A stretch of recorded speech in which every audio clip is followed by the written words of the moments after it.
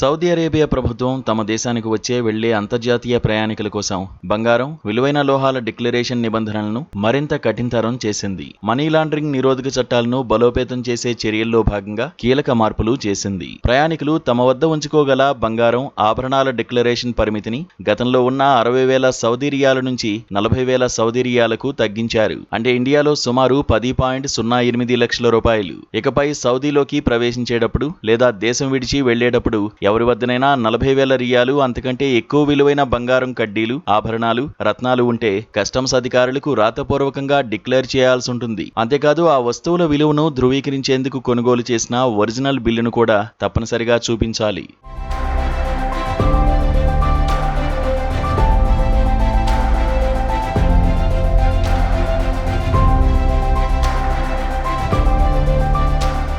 ఒకవేళ ఈ కొత్త నిబంధనలను ఉల్లంఘిస్తే సౌదీ ప్రభుత్వం కఠిన చర్యలు తీసుకోనుంది. ప్రయాణికులు తమ వద్ద ఉన్న బంగారం లేదా నగదు వివరాలను దాచినా లేదా వారిపై మనీ లాండరింగ్ అనుమానాలు వచ్చినా ఆ వస్తువులను 72 గంటల పాటు స్వాధీనం చేసుకునే అధికారాన్ని జకాత్, పన్ను, కస్టమ్స్ అథారిటీకి కల్పించారు. మొదటిసారి తప్పు చేసిన వారికి పట్టుబడిన వస్తువుల విలువలో 10 నుంచి 25% వరకు జరిమానా విధిస్తారు. అదే తప్పు మళ్లీ రిపీట్ చేస్తే జరిమానాను 50% పెంచుతారు. ఒకవేళ ఆర్థిక నేరాలకు పాల్పడినట్లు గట్టి ఆధారాలు ఉంటే ఆ కేసును వెంటనే పబ్లిక్ ప్రాసిక్యూషన్, ఫైనాన్షియల్ ఇన్వెస్టిగేషన్స్ విభాగాలకు బదిలీ చేసి చట్టపరంగా కఠినంగా శిక్షిస్తారు.